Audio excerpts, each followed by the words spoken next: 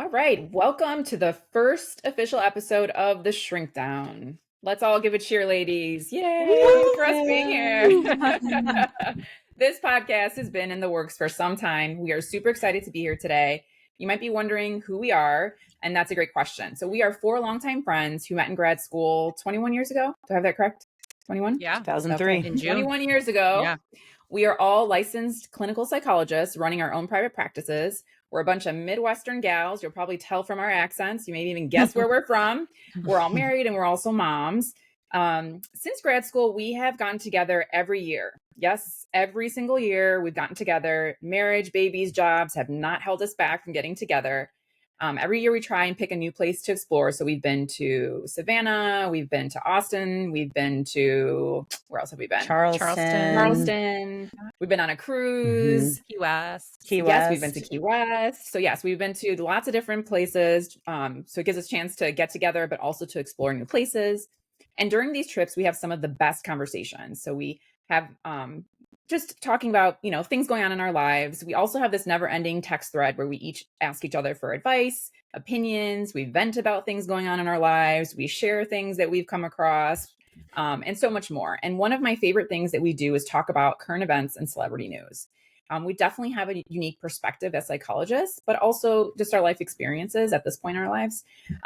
Each week, we're going to be delving into a hot topic that we come across in the news or on social media.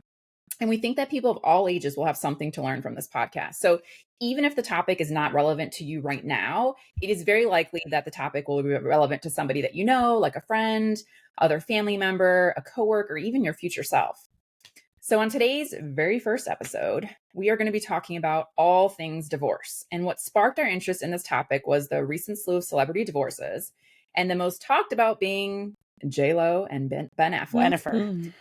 Bennifer. Isn't it Bennifer 2.0? Isn't that what we're referring to, the current relationship? Yeah. All right. So, but before we get into today's topic, we are going to do our 4-minute faves. So each episode, we are going to share something that we are really into. So this could be a movie, a TV show, a book, a beauty product, or even a new hack we've come across. All right. So let's get into it. Let's see. Who wants to start today? Wilhelmina, what are you going to share with us today? Well, I have been loving The Gentleman on Netflix. It's a limited series. It's based on a movie. I think the movie and the TV show are both written by Guy Ritchie. The movie came out a few years ago with Matthew McConaughey and like a slew of other celebrities. It was really, really good.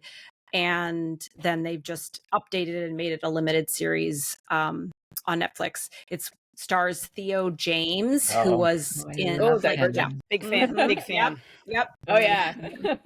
And it is about a British aristocrat who inherits his dad's title and estate, which actually ends up having a weed empire on it that his dad was just sort of getting the money from.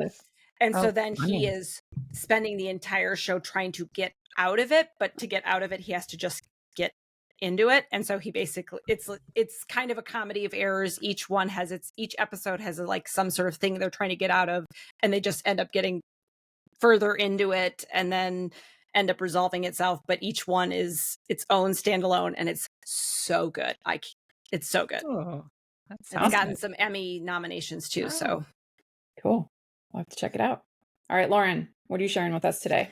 Okay, so this is like a mom hack, and I could be late to the game, but I'm obsessed. I love it. Do you guys have shoe dryers for your kids? Oh my God. I got it off of Amazon, and it takes all the sweat and nastiness out of their shoes, and it's portable. Like you plug it in and you just stick their shoes on it, and it takes all the stank of the shoes. It dries them out. Oh, it's my new favorite thing. Oh, I think I need that for my husband, not for my child. Right? Well, okay. So we've got sports shoes specifically, the golf shoes and the soccer shoes. But the other day it poured rain and the boys got their shoes wet at coming out of school, and it works beautifully. Dries them all up. It even says, now we haven't used it at this point, but to warm up your boots before you go out in the winter to shovel snow or something, which sounds lovely. But yes, a shoe dryer, portable shoe dryer for the smelly shoes that your children bring home. Awesome. My new favorite thing, Amazon. All right, Teri, what are you sharing with us today? Mine is Abercrombie and Fitch jeans. Ooh. So, That's- Abercrombie, it seems, has done a full circle, a bit of a boomerang. Yeah. I was not the biggest Abercrombie chick back in the day, but I certainly shopped there. I feel like everybody did to an extent. I did. Yeah. I always liked their jeans 25 years ago, whatever. And then lately, it seems that the designs they have, the fit, they are marketing. Maybe they're not, I don't know. But regardless, they're appealing to me for fall jeans. I've really been a big fan. I liked how they looked when I was looking online. I was in the store, tried some on. So everyone's body's a little bit different depending on what wash you want, etc. But I am recommending Abercrombie jeans for the fall. Love Cool. I'll have to check it Love out. it. Yeah. it.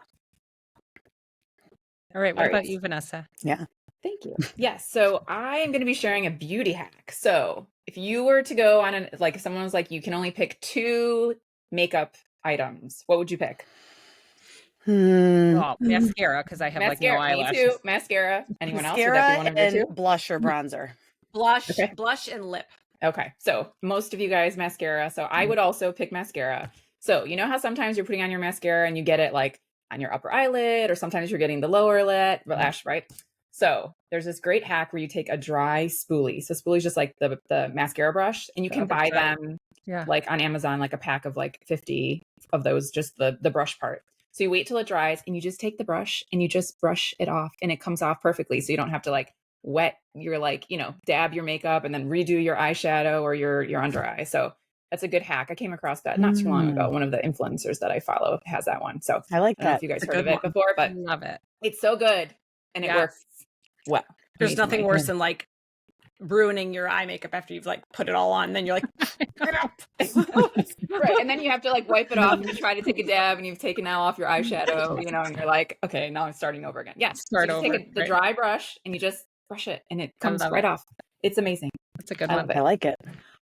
All right. So now that we've shared our faves, let's start off with who here is surprised by the Bennifer 2.0 divorce? Any not at surprises all. here? Sad.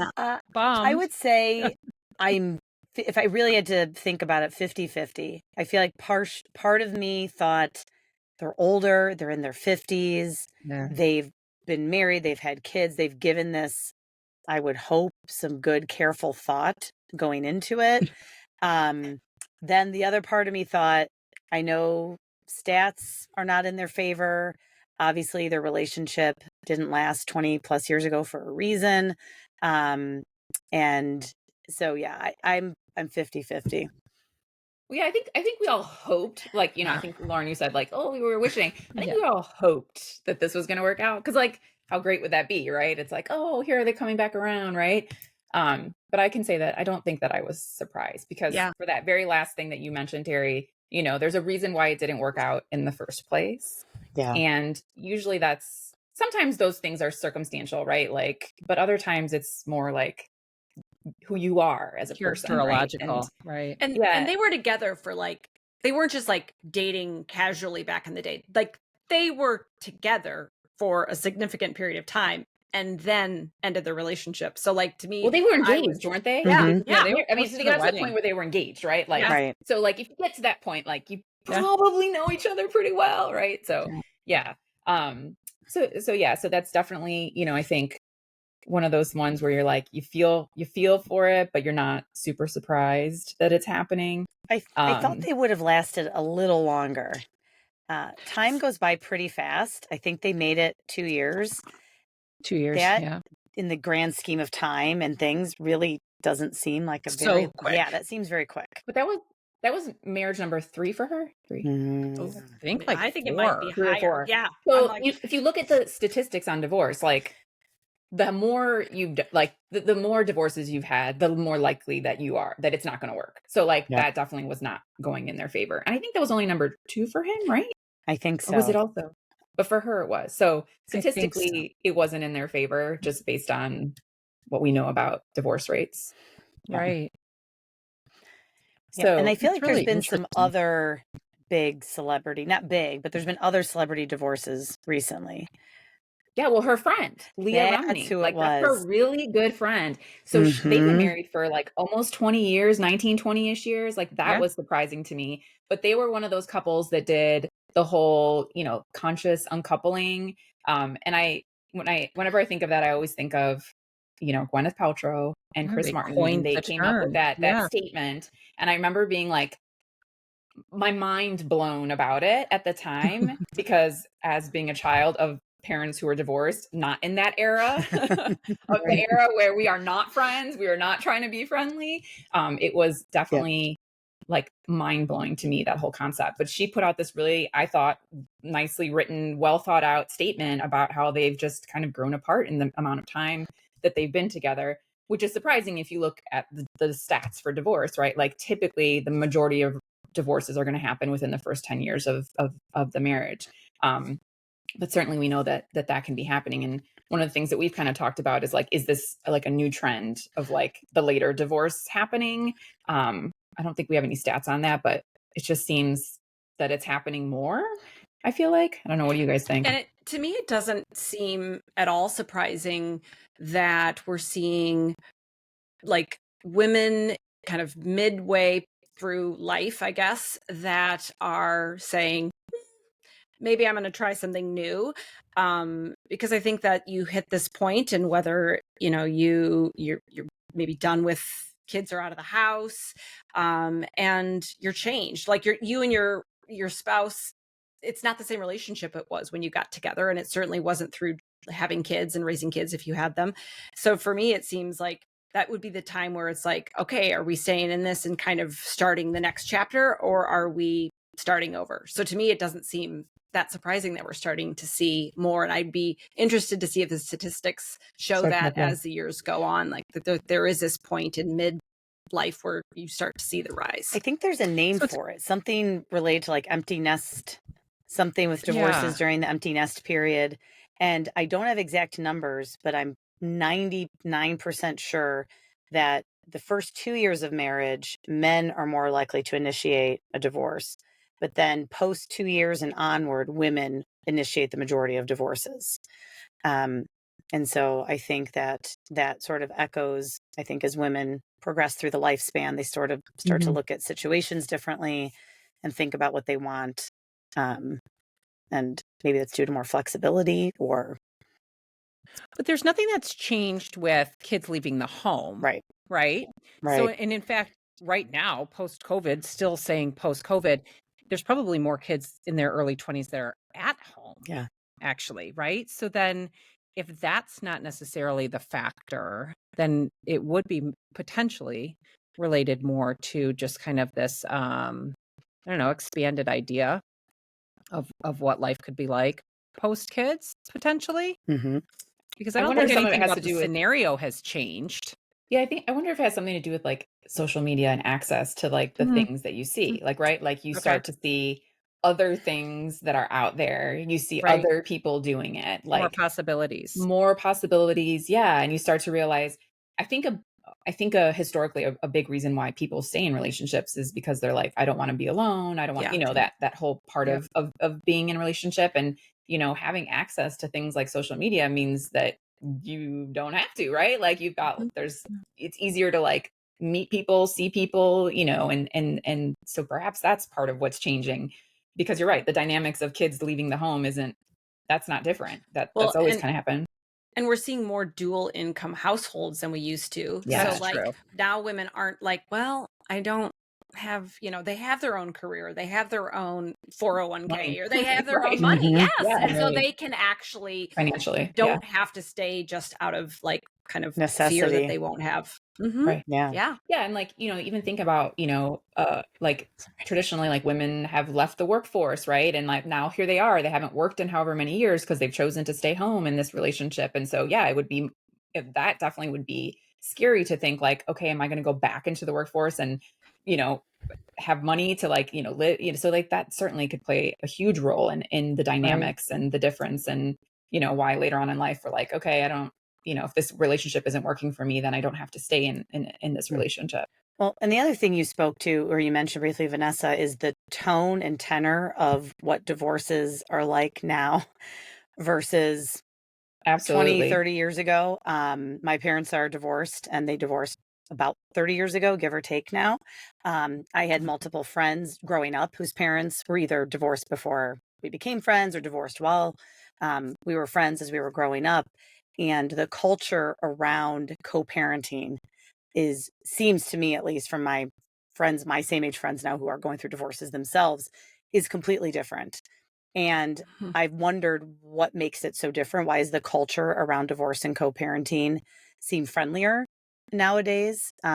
If we zoom out than it did, 20, 30 years ago. And I don't know if it's the introduction of texting and social media. There's actually ways to sort of co-parent. There's actually apps out there now that you can Right. use for Mhm. co-parenting, for schedules and drop off and pick up, and ways that you can communicate that doesn't have to be the face-to-face conversations at pick Right. up and drop off. I don't know if that's part of it, Yeah. but it just seems to me, based on my observations, that the the vibe is different. Yeah, I Did think so. I think a big part of it, I think I mentioned that my parents also divorced when I was, a preteen.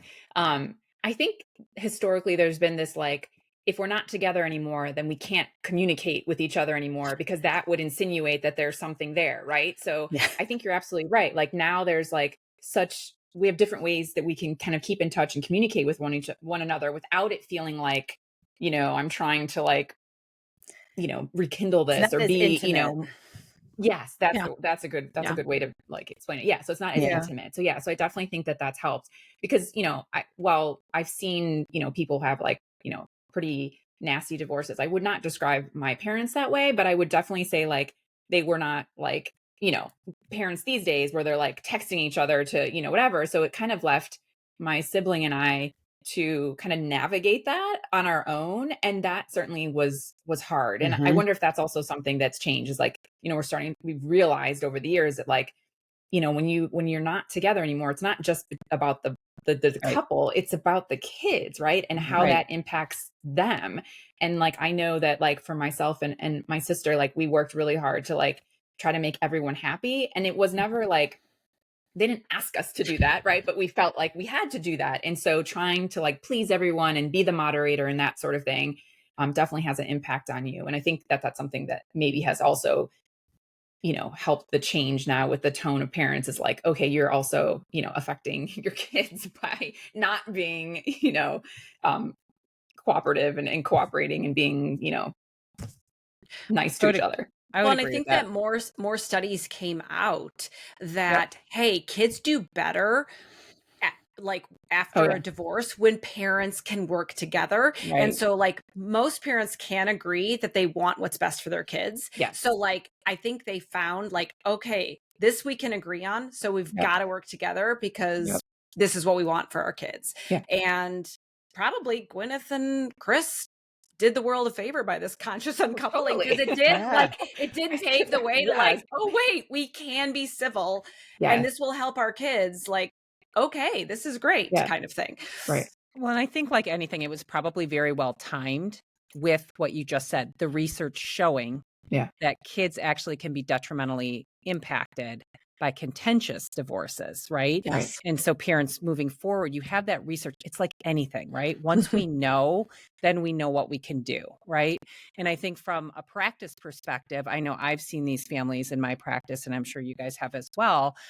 There's a big push from a legal perspective for parents to To work get along. together Yeah. to co-parent. Mhm. I mean, the lawyers are introducing the parents to these apps, Yes. right? Yes. The lawyers are the ones saying, let's get your, your child, your family in some kind of therapy if you need some support in terms of that co-parenting and navigating and all those kinds of things. And all of that comes from the research on how it can really benefit the kids and the family as a whole, right? To work together. It was probably just that Gwyneth was like perfectly timed, right? With Yeah. like that, or she saw the research, right? Which is possible. And Or they that had a it really good PR person. right? It Mhm. came more Was to the like, this is how forefront. you're gonna do it. That's exactly Mhm. right. Somebody had done their homework. Yeah, But I think it absolutely. has created a whole different landscape for what you Yeah. can see now in these kinds of situations. Yeah, I think I'm actually taken aback, like in practice, because I would say most of the parents, even if it's like, even if they're just putting up a show for me, come in Yeah. and they're both like, on the same page and trying to, but every once in a while I'll get a couple who I'm like, they're clearly having a contentious divorce. And, I find myself being, I'm going to use the word triggered by it because I start to think of my own childhood, right? Right. But yeah, I would say the majority of parents coming in are at least trying to be amicable and do what's best for their child, especially if they're coming in to see us. There's usually something going on with the child, right? And so, it's nice to see that parents are trying, to work together and really do what's in the best interest of the child. And I would say at least anecdotally, the contentiousness I saw in my practice 15 years ago, maybe if I think back to like who I was seeing in therapy versus now, is remarkably improved. It's Yeah. not, Yeah. it was a bit more cliche and stereotyped 15, 16, 17 years ago, the families I would work with, the kids and teens I would work with, where I would, I'd have pick up voicemails from one parent, and the other parent would bring them to sessions, and a lot of back and forth. I was always having to tell parents, I'm not going to be a secret keeper. Does the other parent know that? Or the emailing, not CCing the other parent. I'm always like, everyone's going to be on every bit of communication here. Yes. And we will have one meeting only. Yes. And if I had to reflect back now compared to then, it's not the past couple of years, 5 to 8 years. It has that has also shifted for the good, for the better. I think, you still see it, right? Yes. But it's and maybe the a little couples bit I more. see that are the most contentious are sometimes the ones that I'm like, maybe you need to get a divorce kind of thing, because like they're not divorced, but you're like, you see that like, and you're like, ooh, like that this 10-20. is yes. Once they get to the point of divorce, now they're kind of like, they have tools and they have communication and they have modern, people helping them to better communicate. But sometimes right before that, or if they're not doing that, you see this just it's the worst of it. That animosity. It's the worst of it. Yeah. Do we think it's easier for like celebrities to do this like amicable divorce than just kind of your typical person? You're all saying 100%. Yeah. Great question. One of the things, Wilhelmina? Yeah. Oh yeah. I think money. Like I feel like money. I was just going to say the same thing. Money. Financially. Yes. But what's interesting? I was just thinking about, not all, of course, this is right, not everybody, but I was just reading not too long ago that Halle Berry is still in a custody battle with her ex, and that's been going on for a long time. Yeah. And Brad Pitt and Angelina are also still in a which keeps them connected in a weird, which keeps you connected, which is a whole different element to this. It keeps them connected. If they're still involved in daily communications with attorneys and they're embroiled in this custody battle, it keeps them connected in a way. So do you think, there's that phrase, right? The opposite of love isn't hate, it's indifference, right? And so that when there's all those emotions still there, that there's like a reason that they want to stay in this battle with one another? Because sometimes I don't think money's going to solve that, right? Right. It isn't easier. They have these like really complicated, drawn out. I heard something like Jenna Dewan Tatum and they're still doing the details of their divorce. Yeah. Right. And so it's like, it's not necessarily a money thing. I really think, to use this word that we keep using, it's conscious. Like you have to decide as an individual, and then hopefully you're on the same page with that other individual. Like, how are we going to handle this as human beings? Right. Apart from our celebrity status, the money we have access to, the ability we have to like hire somebody to shuttle the kids between or whatever. I think, it's much more individual. I think and that's true for non-celebrities too. Right. Oh, absolutely. And actually that is where I would say it would be harder to be a celebrity, is because they have this endless access to money. So they don't have to they can let the divorce keep going and going and going. And you get a lot of people with a flair for let's go with the dramatic, right? And so you get these well, I'm not going to let him have that. Oh, I couldn't let my image or this, or you get a little crazy. I mean, I think some of these celebrities, you're like, okay, this is what's going on here. Like, this is not even. Because what is the battle? Is it, and I'm not even 100% on that, and I realize every situation is unique, but is it, I'm assuming it's typically over time with the kids, right? Overnights, how much time? I know the Halle Berry one is, there's this very much concern about parenting going on, which I feel like is the same thing with Angelina Jolie and so Brad too. Pitt. She's saying that like there's some She doesn't want him to have any custody, right. correct? So yes, so that's actually the same thing. So Right. Yes. Right. I think sometimes, I obviously like I think having the money helps, but I think there are these specific situations that we're seeing where it's more about like the parenting we don't want to, but I wonder what's kind of driving that, right? Right. And then probably concerns about when the child is with you, what type of parenting are you engaging in? Is it consistent with myself and What what I'm we were doing, doing? yes. Yeah. Are you doing what I would Yeah. do within reason? You know?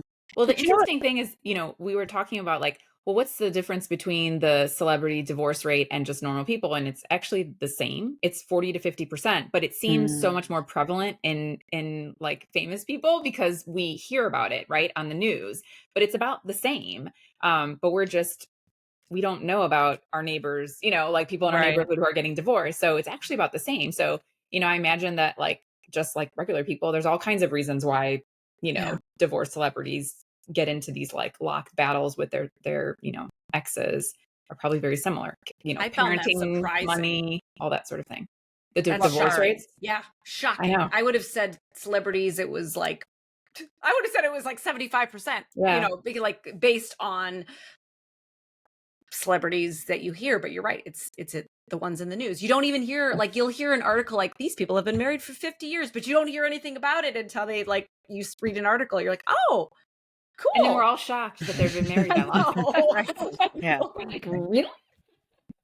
Although, so again, we were talking about stats earlier where like most of the divorces happen in the first 10 years, right? And so like you have heard about these people then who are divorcing later on in life, but for like famous people. And so you wonder like with them too, I feel like whenever they do say like, oh, so-and-so and so-and-so's been married for so long, you're like, shh, don't talk about it. You're about to like curse them. They're going to be, next article is going to be about how they're divorcing. And I think, to your point, it's just highlighted, right? But it really is individual and all the reasons are individual, but it's just highlighted that we hear about those relationships and then consequent divorces. But, it's interesting. I wonder, if you got like really into the research, it's more how would I even explain this? Right? Like you don't hear, like to Wilhelmina's point, you don't hear about a lot of these couples that have been going. So is there anything different about the couples that are divorcing at those higher rates? And the answer is probably like there's the same variables as in the general population, right? There's all sorts of reasons. But you don't hear about the ones in Hollywood or celebrities that aren't divorcing. There's something that I always think of that I shared years ago, a really challenging therapy case with an attorney and lots of legal involvement all around for the family. And the judge involved in the case on the phone, we're on a phone consult, said something that always stuck with me. I might have shared this with you guys before. And she said, it was a female judge, and she said, every marriage is its own unique contract between those two individuals. And you never know what exactly is going on inside a marriage, except those two people. Yep. And every divorce is unique in a way, because every marriage is so unique. But really, marriage, even by law, is actually a contract between two people. Right. And there's sets of agreements, and it's very fluid, and it's always changing, and it's always being renegotiated, hopefully. And that every divorce is, there's commonalities, but it's also just very unique because it's maybe the only area of life that you're blending legality with like a matter of the heart, which is really sort of interesting when you think about it that way. Yeah. Well, that ties into, do you remember in graduate school, when we had a marriage counseling class, and the first thing she showed us, our professor, was Who's Afraid of Virginia Woolf? And the whole point of it, was you never know. You could see this marriage and it looks crazy from the outside. They look like they're just, but it's they toxic, have their own system. It's toxic. It's horrible. It's just dark. But then it worked for them because that was how they did it. And that was, they had it so established. And so that was the whole point. and that's how she started off the class. Gosh, I Was forgot like, about you that. do not know like what people have agreed to within this marriage, you know, and it's different for every marriage. Yes. And so And you even- can't judge. And even the opposite of the couple who looks so put together and Yes. looks like they're so loving. Lauren, you were sharing that example of that couple that you knew, right? Yeah. Where like picture perfect family, and then Yeah. all of a sudden you find out there's all these like, you know, dark secrets going on that they both know about. And And and a it plan just, to divorce when the kids are out of the house and that kind of Yeah. stuff, but that Mhm. nobody Absolutely. saw from the outside. absolutely. Right. And you know, I mean, that really kind of circles back to the celebrity piece. When you talk about contracts, Teri, there's that is probably an element that may be heightened in the celebrity world, which is Yeah. they deal in contracts. I mean, Yes. this like their Everything. whole world is sort of a public relations contract in some ways, and that's part of how they continue or are promoted in their specific business, which is super unique, right? Yeah. And so they're kind of in that world all the time, which probably complicates and brings more variables to a marriage or divorce contract, if you will. Oh yeah. So so like I was looking at like common reasons for divorce, and it was communication issues, infidelity, financial problems, lack of intimacy, incompatibility, and then unresolved conflict, which I'm sure like, you know, all people experience, right? And then I'm sure celebrities. But then for celebrities, because I was looking at their, you know, divorce rates and information about their divorce, then on top of that, they have their kind of just the impact of fame, traveling often, public scrutiny, pressures of Yes. maintaining a public image. Yeah. Those all can also then contribute. So I feel like there are additional things that they do experience that Right. kind of regular people don't, because we're Right. not famous and constantly, being photographed and followed by paparazzi. Right. One thing Or the change in their Yeah. schedule at a simple Yeah. level. You know, some of these, you know, celebrities, they don't have a 9 to 5 day to day with Right. their significant other. Right. They have a really kind of different, well, I mean, you said travel, but really kind of different day to day. And whose career which- takes priority? Who's, Mhm. you know, who Oh, yeah. probably generates more income, or who has the potential because the people in their orbit are telling them, this is the next big thing. You really have to do this movie. But then the spouses people are telling them the same thing. And how do you, it makes me think of Blake Lively and Ryan Reynolds, which, you know, have been in, I was just texting you guys this morning. Yeah. There's been a lot in the media, but they're always plugging something. And they both seem to be operating right now at this high octane because they both have movies out at the same time, but they're both having to navigate that at the same time. And what is that like for a marriage? Well, and I Although- think about, Go ahead. I was going to say like Eva Mendes and Ryan Gosling which is different because he is like at this just superstardom point, and she has openly taken a step back to support him and raise their kids. But I keep being like, ooh, that's got to be tough as a, you know, because she's also a movie star and also, you know, was pretty big at one point. So like, that's got to be tough. Well, didn't they talk about Giselle Bundchen and what's his name? Tom Brady. Tom Brady. That like that was part of the at least that's what people saying, that was the kind of downfall of their relationship, was that she had taken a step back and was ready to like go do her thing once he retired, and then he decided, I'm not going to retire. I'm never retiring.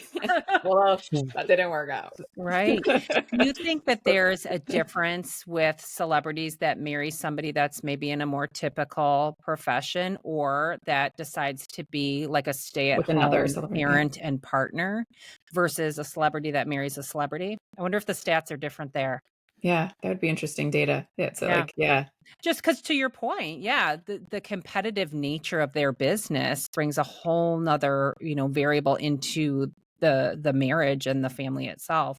So if that wasn't an element, but then all those other elements that we all, you know, is sort of in the normal quote unquote world deal with, they would still be there for them as well. And the higher need for attention that I think a certain amount of celebrities might have. Yeah, I mean, there's definitely a certain personality type. Yeah, it's never. There's a personality type. Histrionic.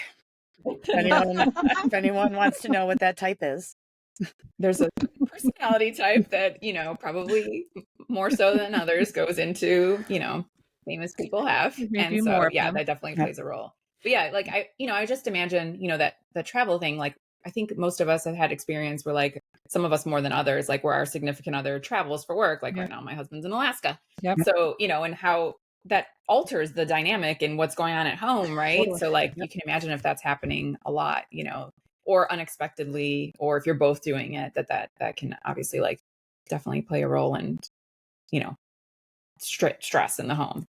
100%. I had listened to a podcast. It was one of the Huberman podcasts a while back, and he had Dr. James Hollis on talking about a lot of different things of like life and meaning and such. But he had some interesting thoughts on marriage, and he said that most people marry young and then they have kids, and then he's like, and then kids are out of the home, and he's like, it's actually your time to have like a renegotiation of like, we're not the same people we were 20 years ago. So do we kind of grow together, or do we, end and go apart? And he said, so many times it is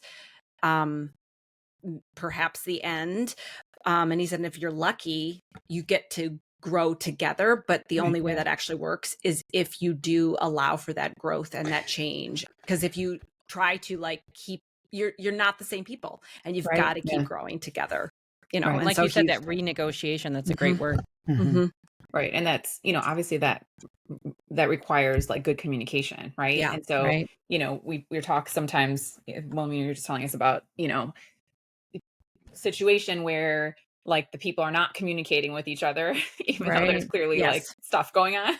Yes. And it's like, if you can't communicate, then that, renegotiation of what this relationship looks like, then it's definitely going to take a negative, toll on the relationship for sure. It's not going to happen. That's what I always say. It's like, if you guys can talk and then like communicate, and then both do the work to like grow together, that's going to take you a long way. But if you're not communicating and you're not allowing and listening, not just, oh, I hear you. Well, do you hear me, or are you waiting? Are you waiting for your turn to speak, or are you actually thinking about what is being shared with you? Right. Yes. Big difference. I often think about, John and Julie Gottman are the big couples therapists, researchers. Yes. And they will often say, if someone is struggling, this is great for your kids, it's great for a spouse. Would you like comfort or solutions? That goes very far, because stereotypically men in heterosexual relationships especially tend to engage in solution-focused communication strategies. Problem solving. So asking, do you want comfort or solutions? But the Gottmans are also huge fans of that State of the Union quarterly meeting that you can have for your marriage. And then also doing weekly, like Sunday meetings. This all sounds great on paper. Trying to execute it is not always hard. I mean, I think it sounds great. Do my husband and I do that regularly? No. But the State of the Union is great. It's essentially what it sounds like. Let's sit down. It is. Let's check in. How are things going? And he actually, I believe that if you Google that, there's even sample items. A little script. A bit of an agenda that you can sort of use to dictate the, to help flow the conversation. How are things going, in terms of how you're feeling about this, and how's work going? How's our sex life? How's finances? Let's touch on all these different domains and areas. And, well, Ben and Jen clearly did not do that. So. No State of the Union there. I know. I don't even think they had a prenup from what I heard, which is I don't understand. I'm like, how do these But they might have so have much money they don't need one. It might just be. That's true. Well, and they said it's only during the course of this marriage. Yes, whatever. So it's a very short period of time. Yeah. You mean for her? What was that one movie she put out, or video, or about their love? Oh, they're like, so bad. That I won't. That was when Teri. I watched 2 minutes, and you need to watch. Yeah, I think you said you need to watch 15 minutes of this so that we can talk about, because your head might explode watching it. Oh, that's sad. All right. Any last thoughts on today's topic?